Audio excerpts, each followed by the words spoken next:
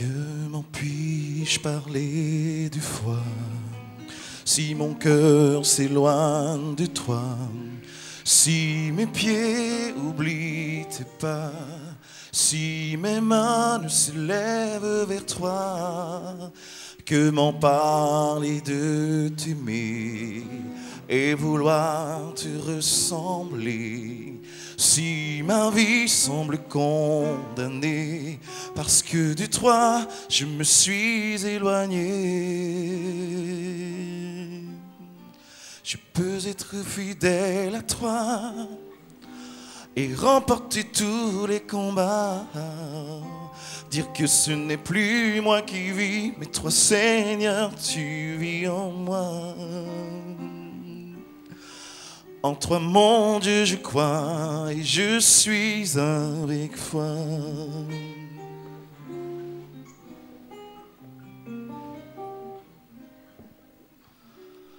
Comment parler de tes et vouloir te ressembler si ma vie semble condamnée parce que de toi je me suis éloigné?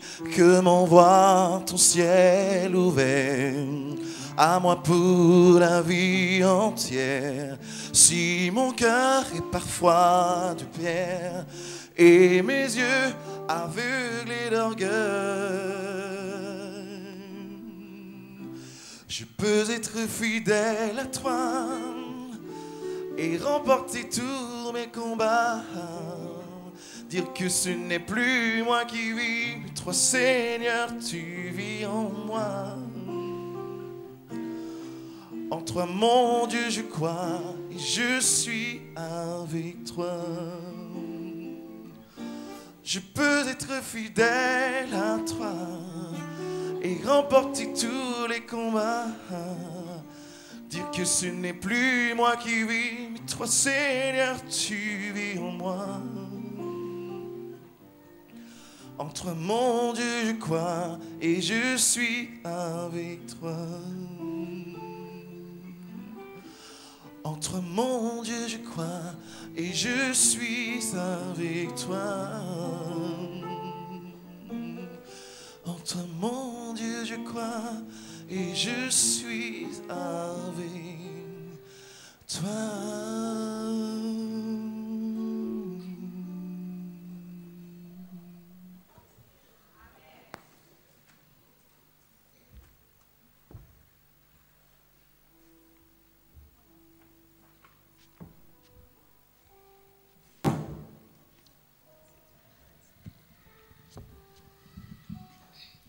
Je vous invite à vous tenir debout. Nous allons chanter Alléluia.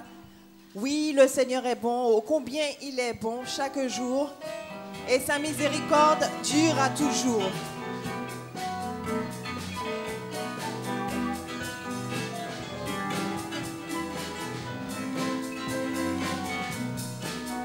Ensemble. Alléluia. Oui, le Seigneur est bon. Alléluia. Oui, le Seigneur est bon, alléluia. Oui, le Seigneur est bon, sa miséricorde durera toujours. Alléluia. Alléluia. Oui, le Seigneur est bon, alléluia. Oui, le Seigneur est bon, alléluia. Oui, le Seigneur est bon, sa miséricorde durera toujours. Il satisfait l'âme languissante, la satisfait toujours. Il rassasie la faim de toute ma famille, de toute ma famille. Alléluia.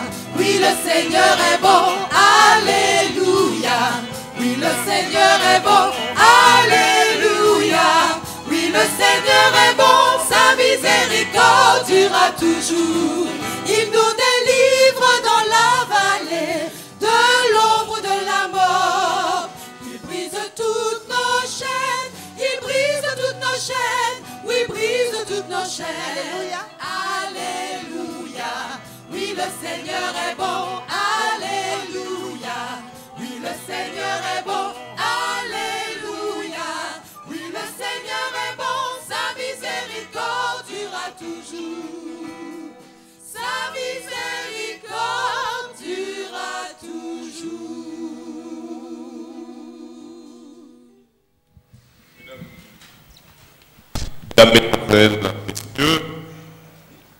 Mesdames, Mesdemoiselles, Messieurs, chers amis, chers frères et sœurs, bonsoir.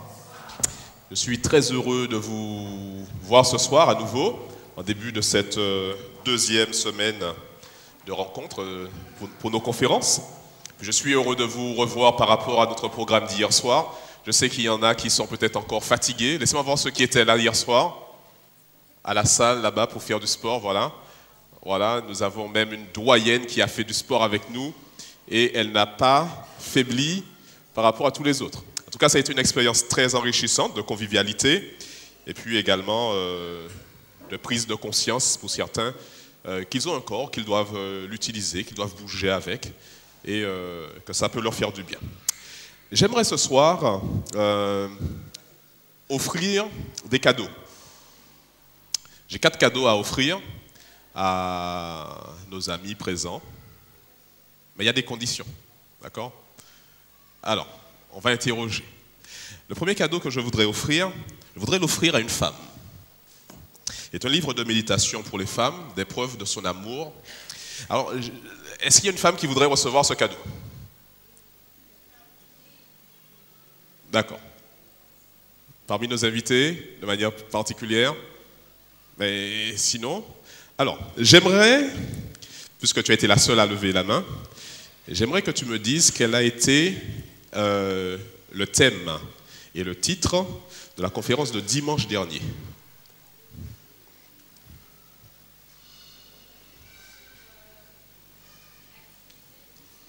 Pas du tout. Est-ce qu'il y a quelqu'un d'autre? Rapidement. Le choix. Et c'était quoi le titre? C'était quoi le titre? Choisis le meilleur de la vie. Bon, il faut, faut partager le cadeau. Ok, alors, on va en donner. Elle est où ma... D'accord. Voilà, donc, celui-ci à notre ami Nati. Et tiens, et celui-là à notre ami Leslie. Alors, mon deuxième cadeau, j'aimerais l'offrir à un homme, cette fois-ci. Alors, quel est celui qui pourrait me dire quel a été le thème et le titre de la conférence de mardi soir? Alors, j'offre ce beau livre, un livre de méditation, l'Épître aux Romains en compagnie de Paul. Alors, est-ce qu'il y a un homme parmi nos invités? Mardi soir, c'était quoi le thème?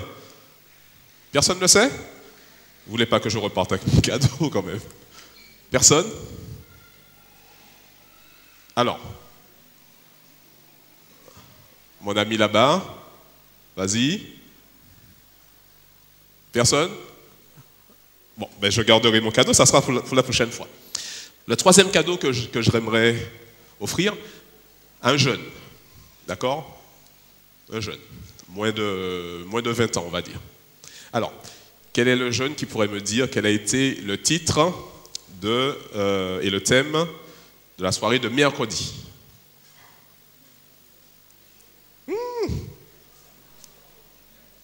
Le thème, au moins le thème. Alors, au moins le thème.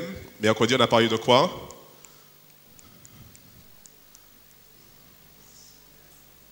Oui? Bravo. Environné par l'amour, nous avons parlé de l'environnement. Bravo. J'aimerais vous souhaiter donc du plaisir à lire tous ces ouvrages et puis à revenir avec nous.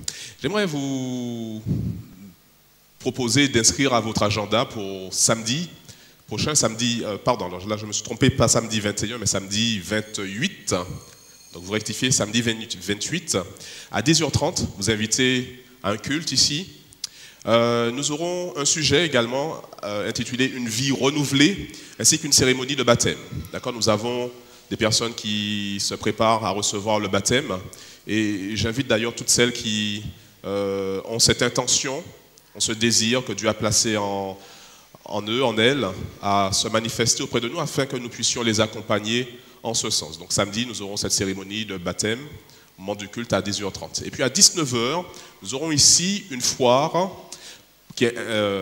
qui s'intitule « Pour une meilleure santé, manger local ». Donc vous allez découvrir à 19 h, ici même.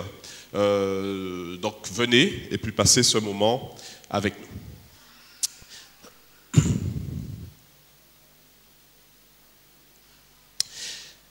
Avant que naissent les montagnes, avant que tu crées la terre et le monde, depuis toujours et pour toujours, tu es Dieu, nous dit Moïse dans le psaume 90 au verset 2.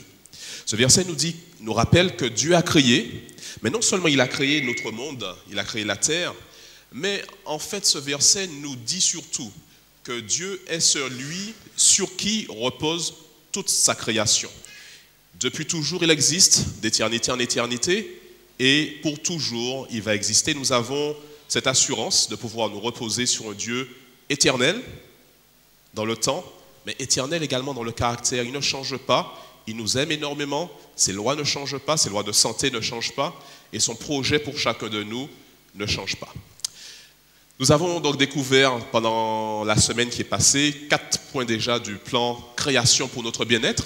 Donc nous avons vu le choix, nous avons vu le repos, l'environnement, également l'activité physique vendredi soir.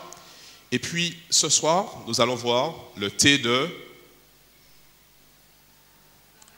travail, totale confiance. Nous allons parler de la totale confiance, de la confiance totale en notre Dieu. Nous allons parler de la foi, d'où le titre, la vertu curative de la foi. Mais pour l'heure, je vous invite à écouter donc, mon amie Céline qui viendra. Ce soir, c'est elle qui va nous entretenir sur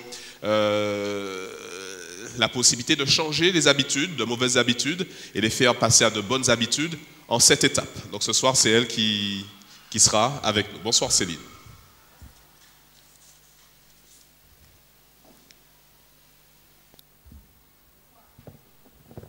Bonsoir à tous. Donc, en effet, ce soir, nous allons voir la 4e étape pour le changement d'habitude. Mais tout d'abord, avant de commencer, nous allons reprendre les 3 étapes que vous avez vues avec Claude. Donc, la première étape, c'était établir votre objectif de modification de comportement. Donc, vous avez vu qu'il fallait d'abord définir précisément votre mauvaise habitude et par la suite, votre nouvelle habitude cible. Donc, l'exemple que Claude vous avait donné pour la mauvaise habitude, il me semble que c'était le grignotage, n'est-ce pas? Et la nouvelle habitude à développer était donc manger équilibré. Donc, ensuite, la 2e étape que vous avez vue, ah oui, donc faites tout ce que vous pouvez pour garder votre nouvelle habitude à l'esprit. Donc ensuite, la 2e étape, analysez l'histoire de votre mauvaise habitude. Nous avons vu que c'est une étape qui est très importante, car en effet, il faut rechercher les raisons, les circonstances qui ont contribué à développer votre mauvaise habitude. La 3e étape, si vous vous rappelez, c'était lister les conséquences de votre mauvaise habitude. Alors, qu'est-ce qui peut m'arriver si je continue à entretenir cette mauvaise habitude? D'accord? Donc, vous avez vu avec Claude que si je continue à grignoter, par exemple, je vais prendre du poids, etc. Donc, ce soir, nous allons passer à la 4e étape.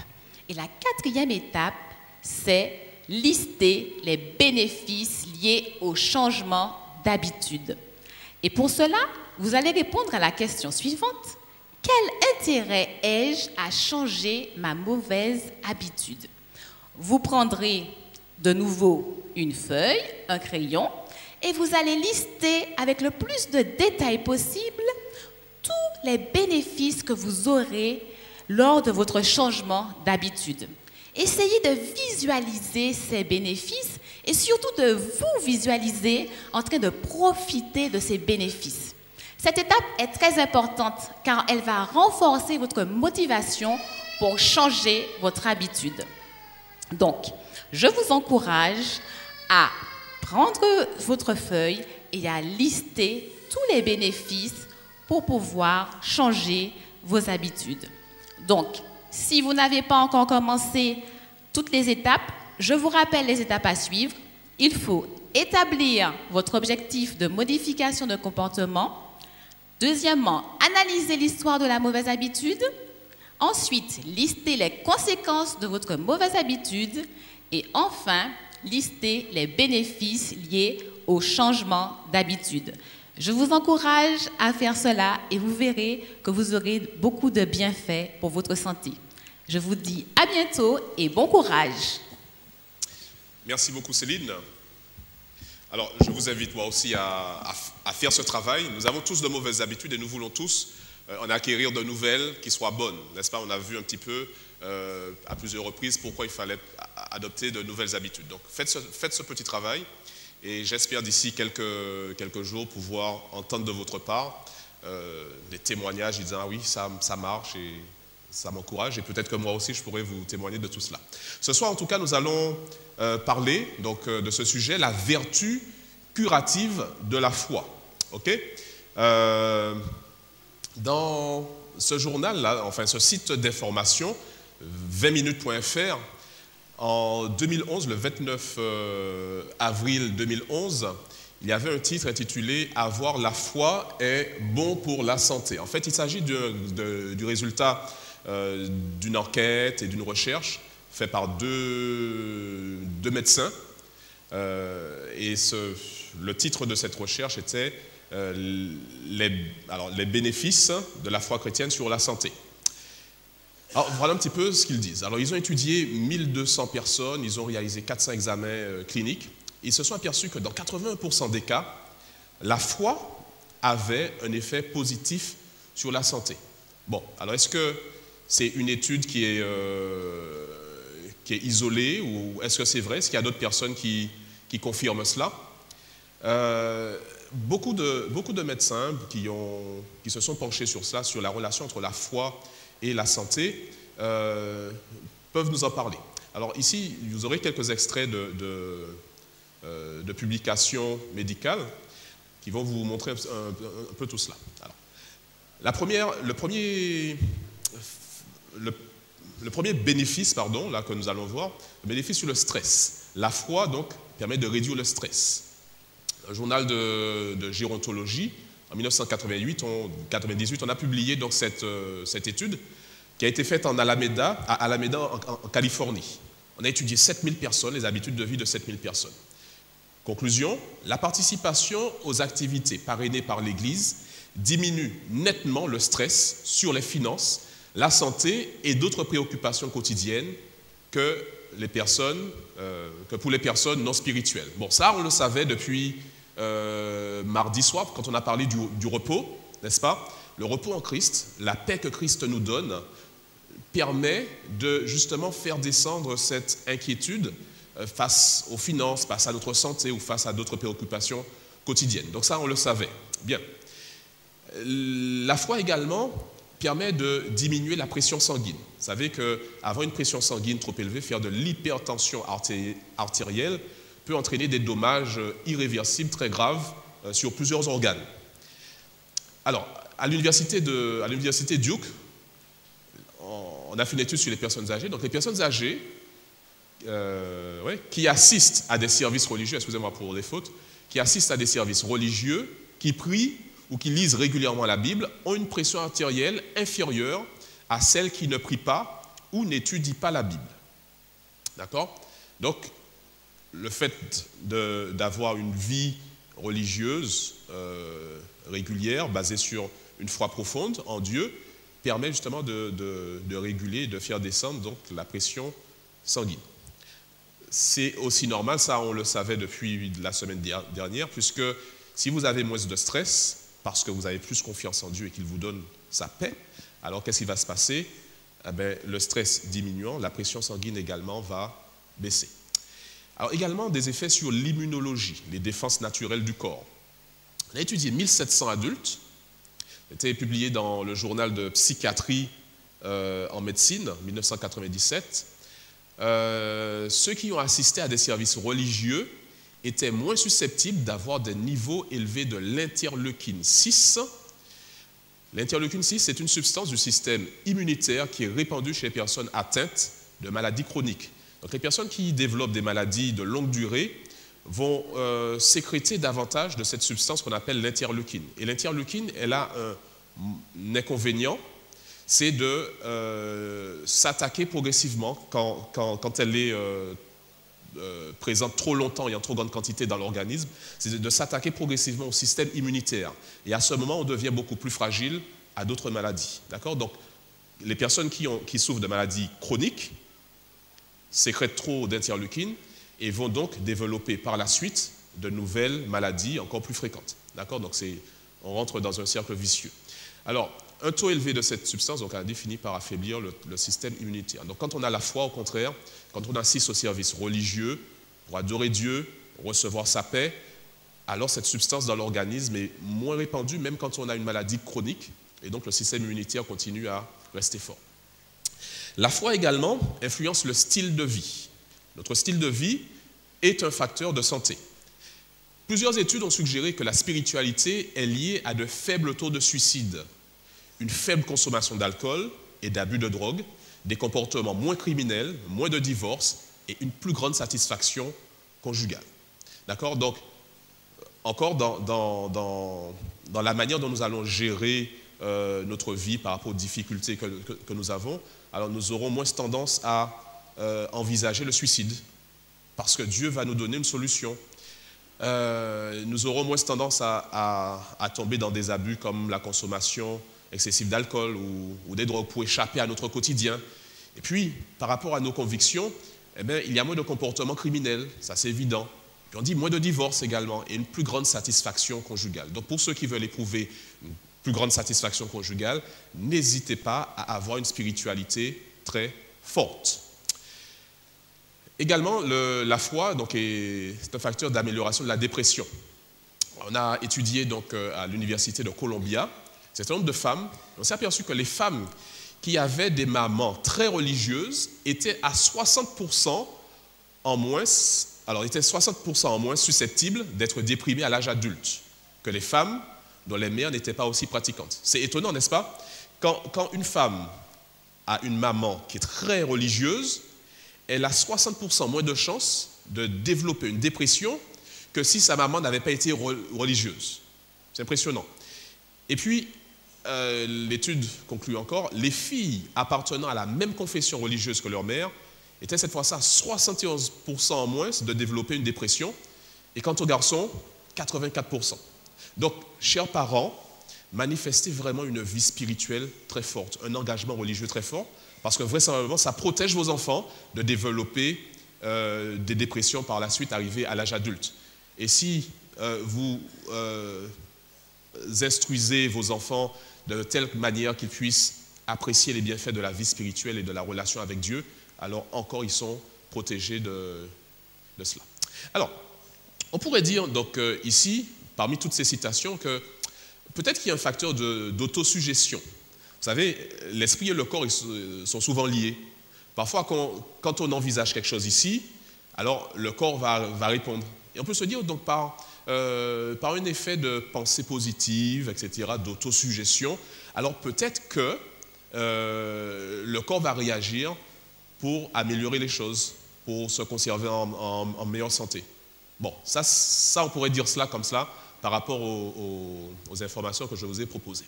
Mais ici, on a une information qui pour moi est surprenante et qui est très intéressante. Il s'agit d'un auteur, James Rasley, qui est professeur en sciences de la communication dans une université qu'on appelle Old Dominion. Il a écrit un livre intitulé en français donc Exploration théorique et investigation empirique de la communication et de la prière. En fait, pour lui, la prière est une forme de communication. Il est professeur de communication, il est chercheur, il fait des recherches donc, sur le sujet de la communication entre les humains, mais également, il a décidé de s'intéresser à la prière en tant que communication.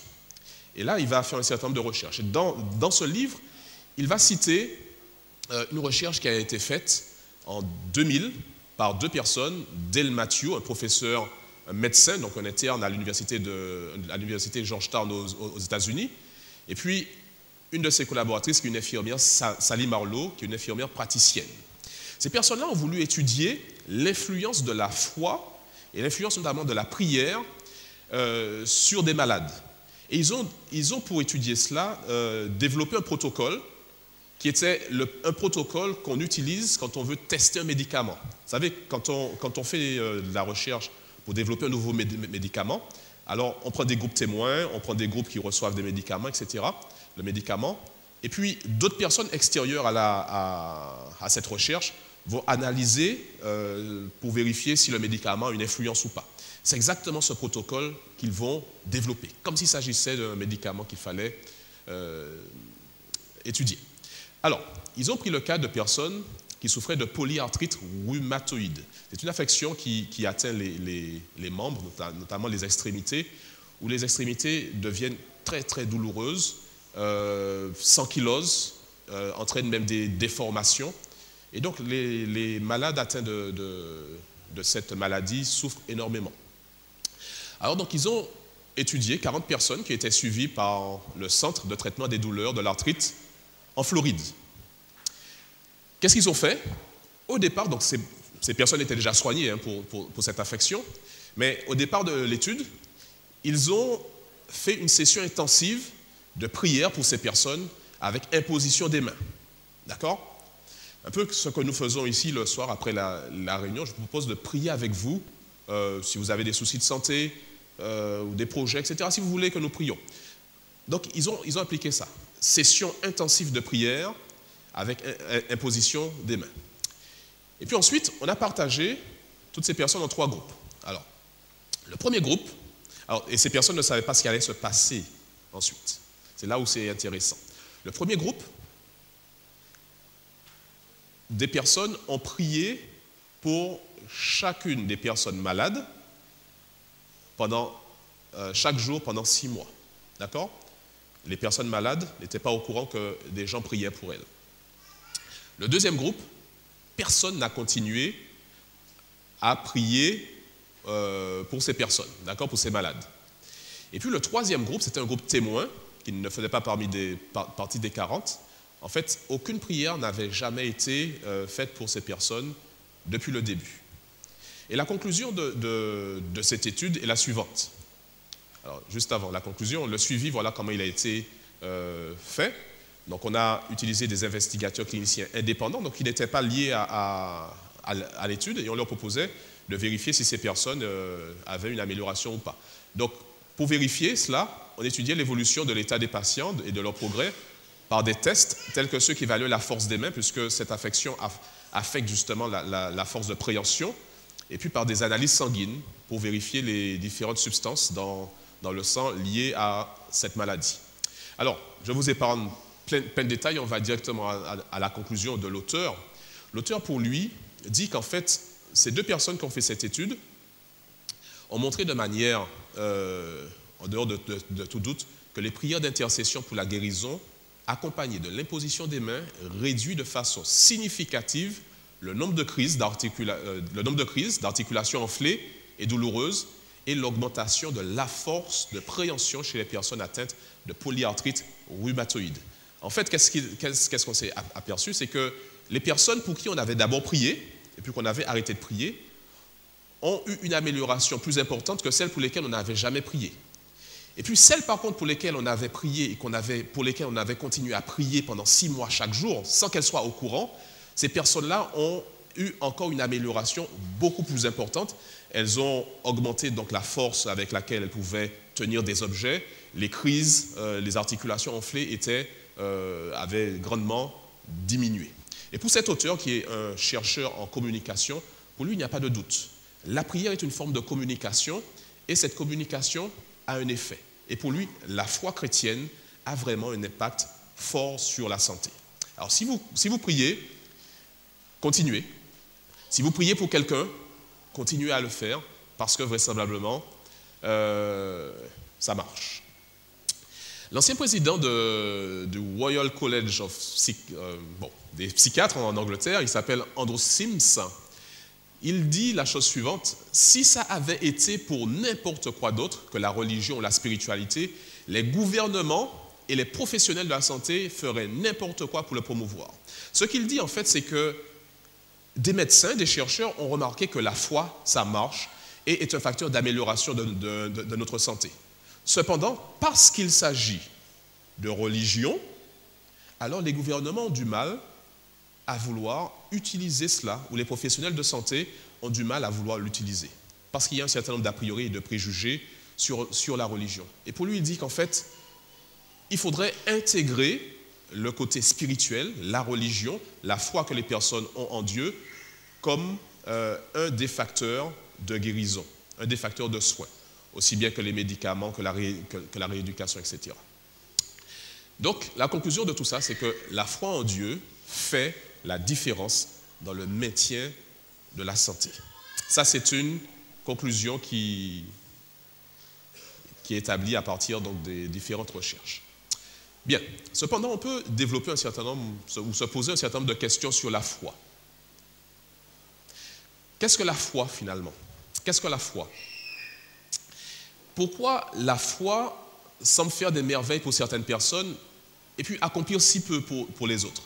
Parfois, on entend des récits de personnes qui disent « Oui, j'ai prié, le Seigneur m'a guéri. » D'autres personnes disent « Ça fait des années que je prie et je ne vois rien. » D'accord? Certaines personnes disent que la foi, ça fonctionne pour elles, et puis pour d'autres, ça ne marche pas.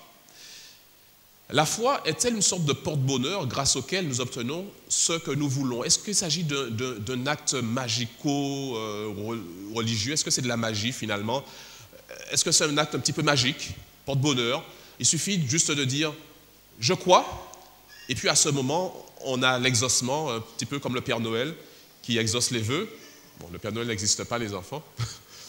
Est-ce qu'il ne s'agit pas de porte-bonheur pour certains? Parfois, on peut utiliser la foi comme dans ce sens-là, un petit peu comme une magie, comme un porte-bonheur. La foi n'est-elle pas seulement une sorte de pensée positive? Est-ce que la foi, en fait, ce n'est pas de l'autosuggestion?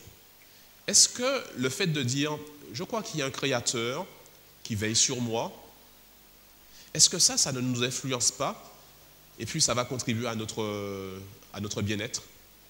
Voilà des questions qu'on pourrait se poser. Vous savez également que Jésus aussi se pose des questions sur la foi.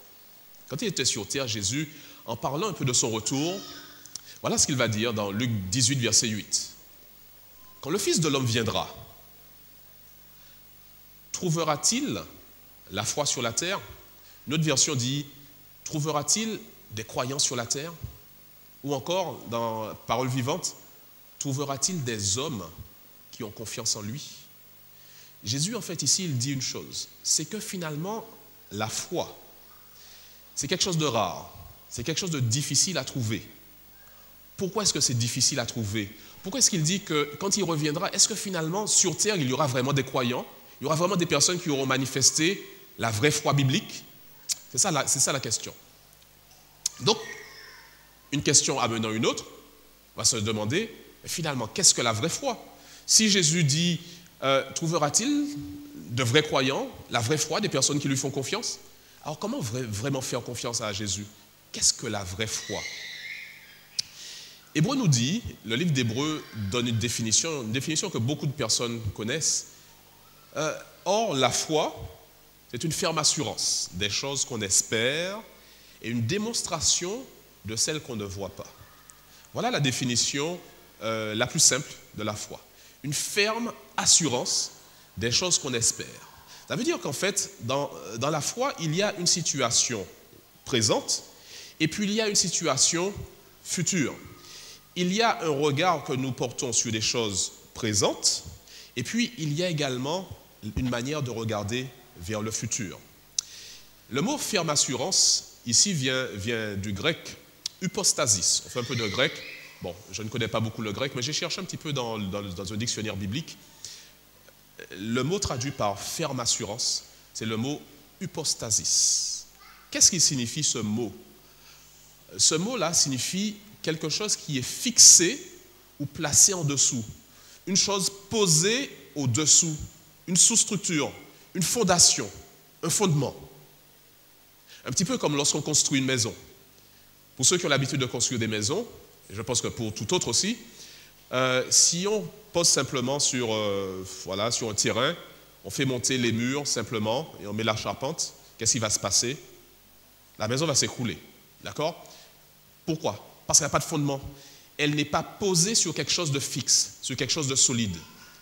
Et l'apôtre qui a écrit donc dans le livre aux Hébreux, ce passage, il nous dit qu'en fait, la foi, c'est le fondement des choses que nous espérons. En fait, la foi, c'est la première chose sur laquelle nous allons bâtir toute notre vie spirituelle, toute notre compréhension du monde, toutes nos relations avec Dieu doivent être bâties sur cette foi, et uniquement sur cette foi, sur rien d'autre. Et si cette foi, c'est la vraie foi, ce que nous allons bâtir dessus sera correct et va durer. Voilà une auteure chrétienne, Ellen G. White, dans son livre Éducation, page 285, qui nous dit, en fait, la foi, pour elle, c'est faire confiance à Dieu. C'est croire que Dieu nous aime et qu'il sait mieux que personne ce qui est pour notre bien. Et ça, nous en avons déjà parlé ici en voyant un petit peu le plan de Dieu, le plan création de Dieu pour notre santé. Quand Dieu a créé, il savait ce qu'il faisait. Quand Dieu a créé, il savait qu'il allait faire un certain nombre de choses pour notre bien.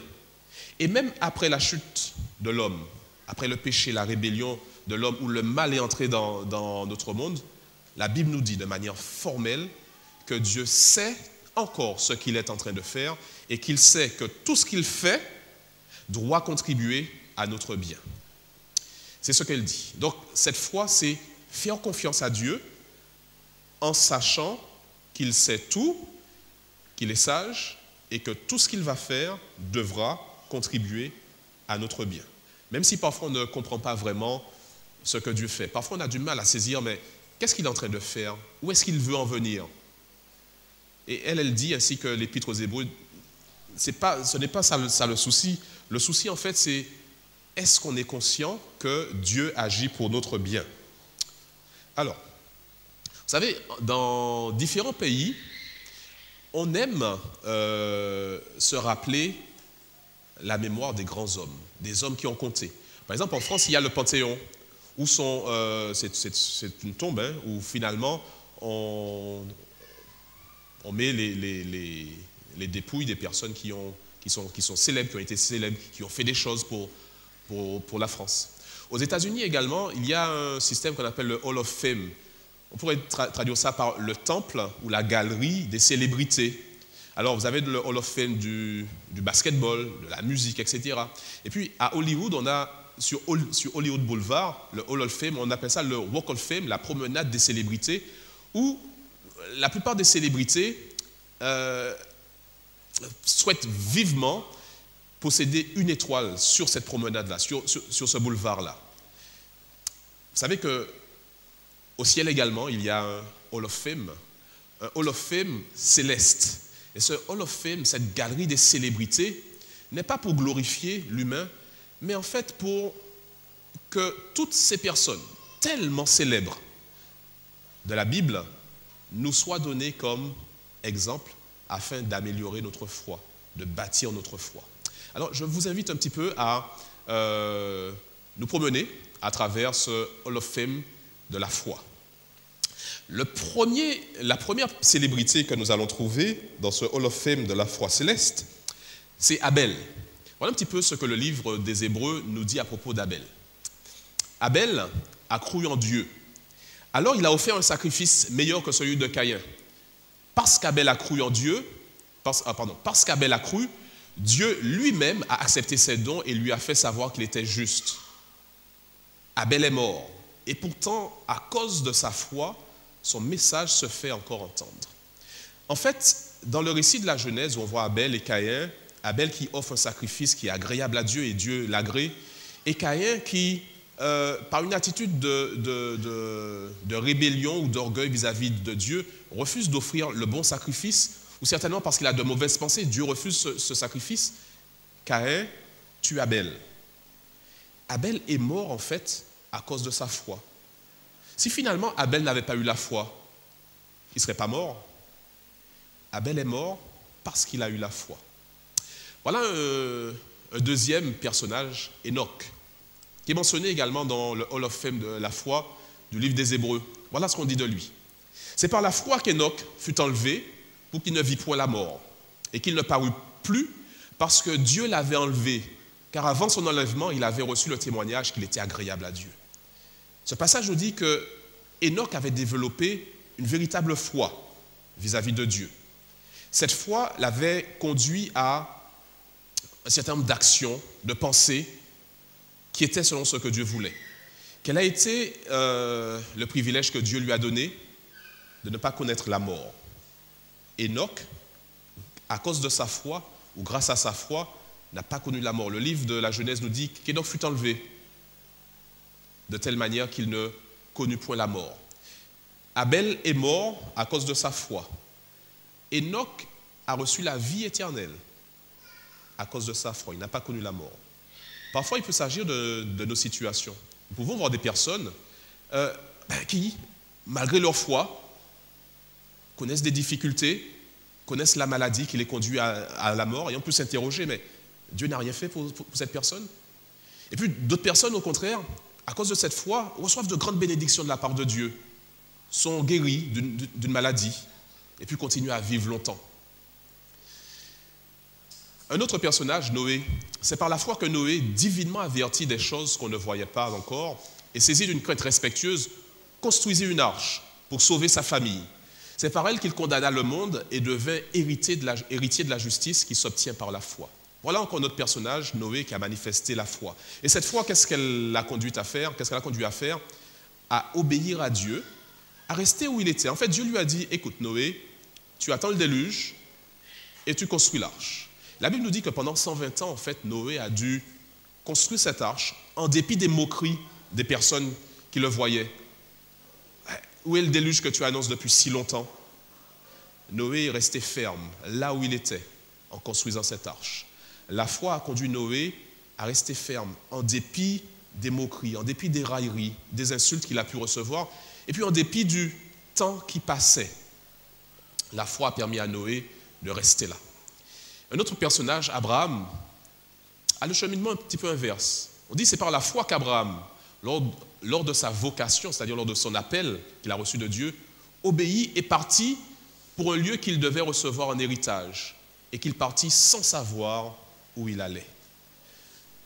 Par la foi, Abraham a dû laisser le confort de sa patrie et puis aller comme un vagabond, errer dans différentes contrées, comme un nomade, de telle manière, et puis finalement sans savoir réellement où il allait, où Dieu allait le conduire. Dieu lui a dit simplement, tu pars et moi je te conduis.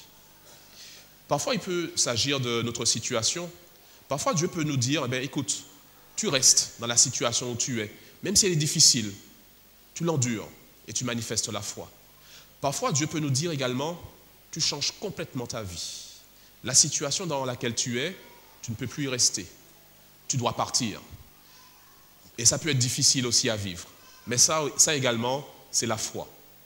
Joseph aussi a eu son nom dans cette galerie de la foi. C'est par la foi que Joseph, proche de sa fin, fit mention de l'exode des fils d'Israël et qu'il donna des ordres au sujet de ses ossements. Vous connaissez l'histoire de Joseph, ce jeune juif, descendant d'Abraham par Isaac, Jacob,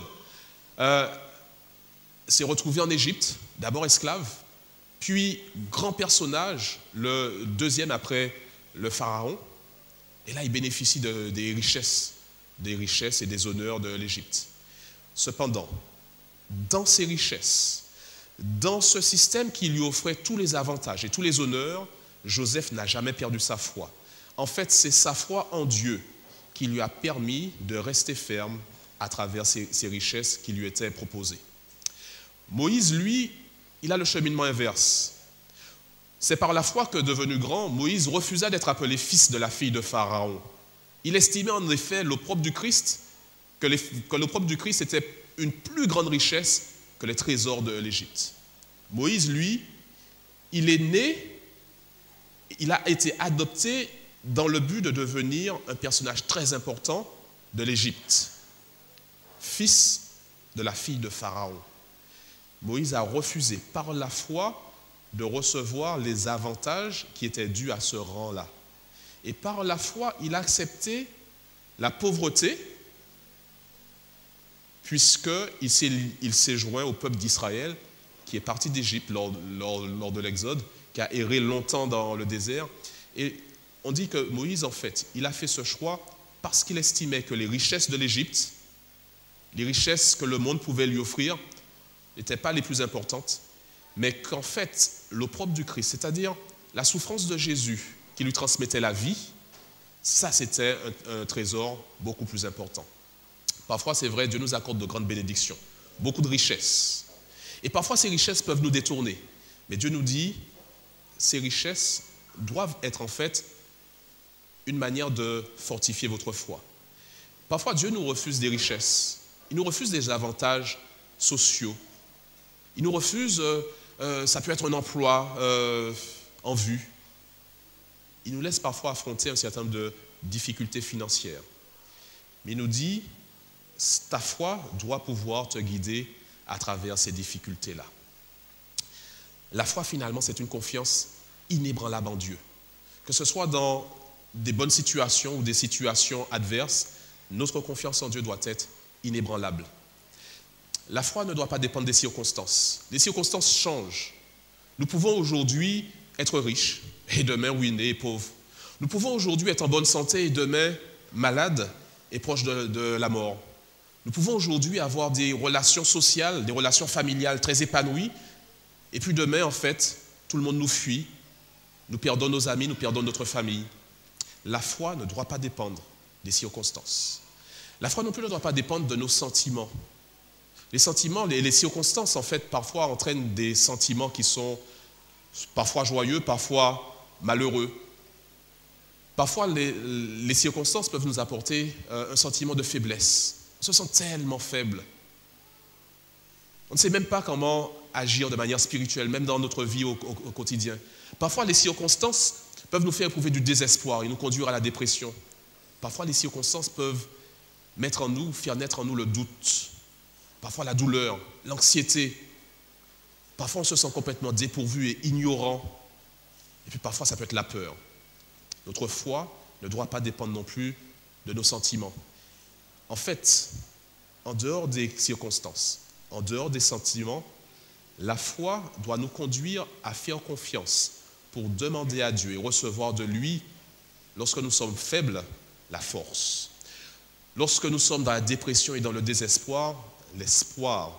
Lorsque nous sommes dans le doute, notre foi doit nous conduire à demander à Dieu de nous indiquer la direction. Notre foi également doit nous inciter à recevoir de Dieu la joie, même lorsque nous souffrons. Doit nous inviter à recevoir de Dieu la paix, même quand les situations nous conduisent à être anxieux, inquiets. La sagesse, lorsque nous nous sentons tellement ignorants.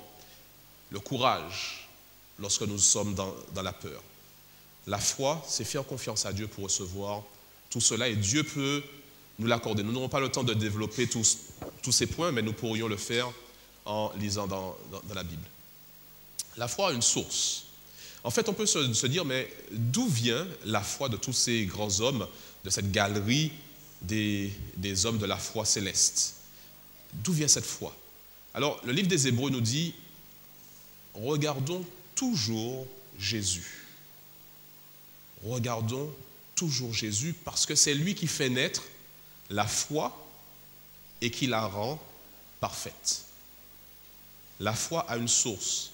Cette source n'est pas en nous-mêmes parce que nous pouvons nous faire confiance pour nos capacités extraordinaires. Cette foi n'est pas en un être humain parce que nous estimons que cette personne est capable de nous dire ce qu'il faut faire. Non, la seule source de foi, c'est Jésus. Regardons toujours Jésus parce que lui, il est celui qui fait naître en nous la foi et qui la rend parfaite. Quand vous avez été invité ici, en fait, il s'agit du Saint-Esprit, sous l'ordre de Jésus, qui lui a demandé de mettre en vous cette étincelle de foi, afin d'être incité à entendre un message venant de lui.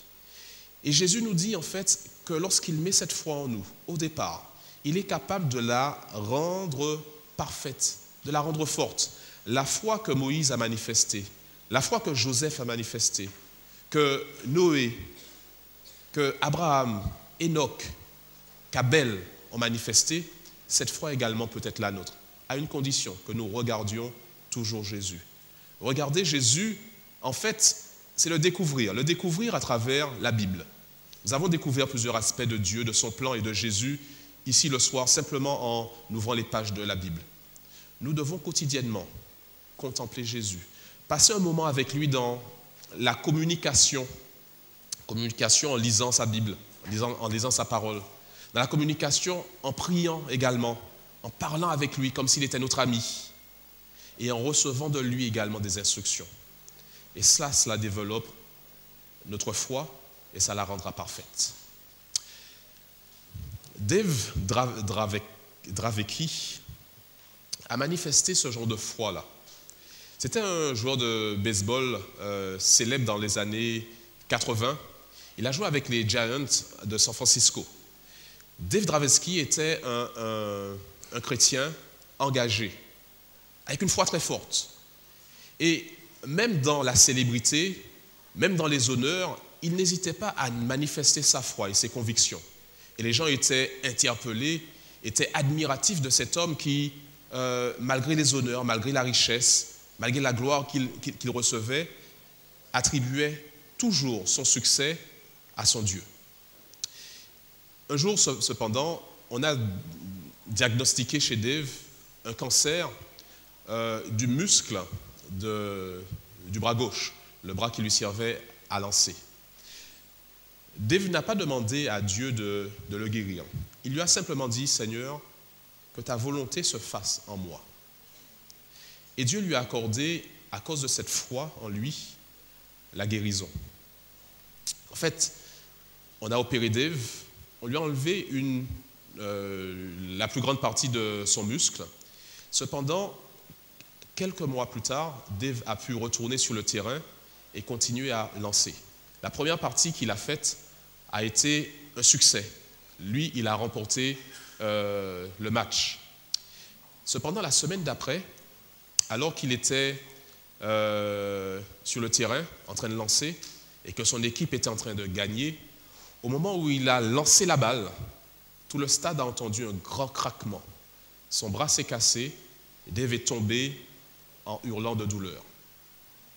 On l'a transporté à l'hôpital et les médecins ont décidé d'amputer immédiatement le bras. Dave, cependant, n'a pas reproché à Dieu cela.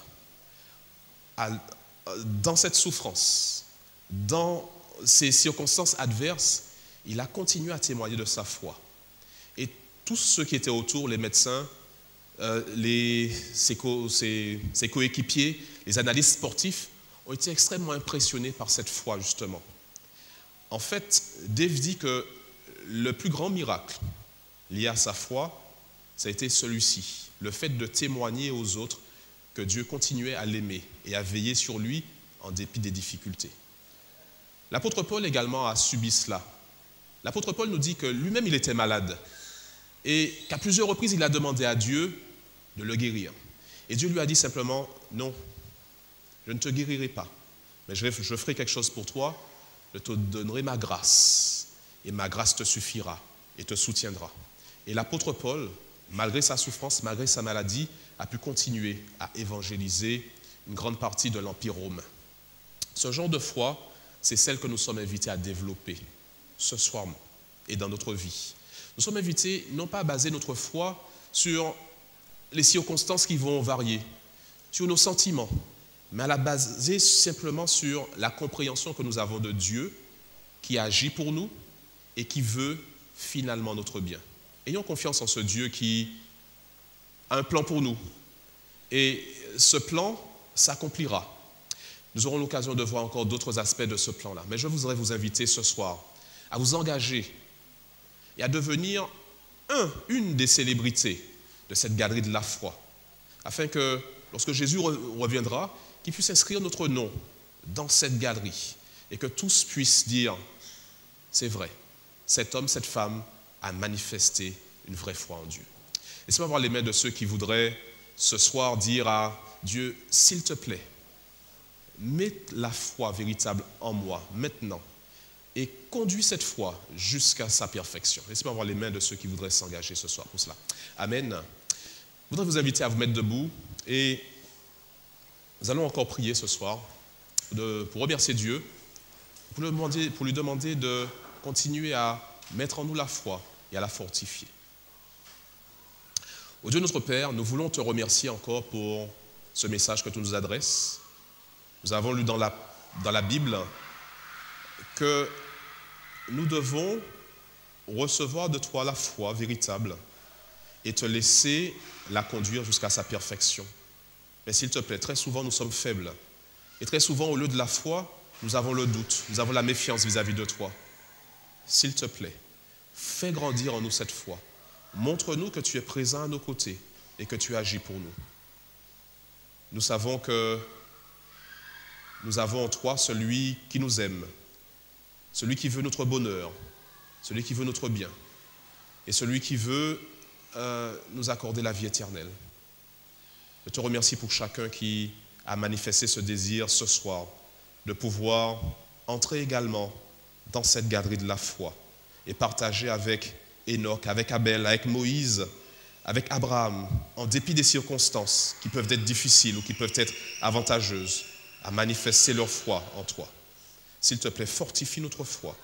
Et alors que nous allons nous laisser ce soir, continue encore à nous bénir grandement. Nous t'avons prié au nom de Jésus et pour ta gloire.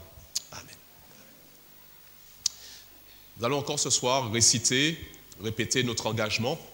Ensemble, je choisis d'entrer dans le plan de Dieu en lui faisant totalement confiance et en lui donnant le contrôle de ma vie. On le dit ensemble? Je choisis d'entrer dans le plan de Dieu en lui faisant totalement confiance et en lui donnant le plein contrôle de ma vie. Mardi soir, nous nous retrouvons, nous n'avons pas réunion demain soir, nous nous retrouvons mardi soir avec un nouveau thème, développer de bonnes relations, c'est important.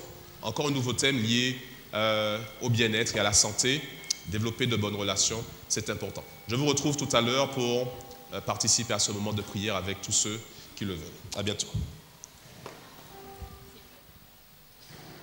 Nous prenons notre chant thème.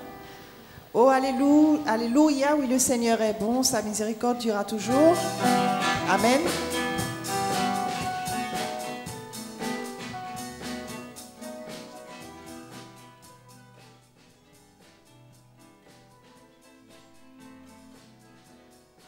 Disons ensemble, alléluia. Alléluia, oui le Seigneur est bon, alléluia, oui le Seigneur est bon, alléluia, oui le Seigneur est bon, sa miséricorde durera toujours. Alléluia, oui le Seigneur est bon, alléluia, oui le Seigneur est bon, alléluia, oui le Seigneur est bon, sa miséricorde durera toujours. Il satisfait l'homme languissant, la satisfait toujours. Il rassasie la faim de toute ma famille, de toute ma famille. Alléluia, oui le Seigneur est bon. Alléluia, oui le Seigneur est bon. Alléluia, oui le Seigneur est bon. Sa miséricorde durera toujours. Il nous délivre dans la vallée de l'ombre de la mort. Il brise toutes nos chaînes, il brise toutes nos chaînes, il brise toutes nos chaînes. Alléluia, oui le Seigneur est bon. Alléluia, oui le Seigneur est bon. Alléluia, oui le Seigneur est bon. Sa miséricorde durera toujours. Sa miséricorde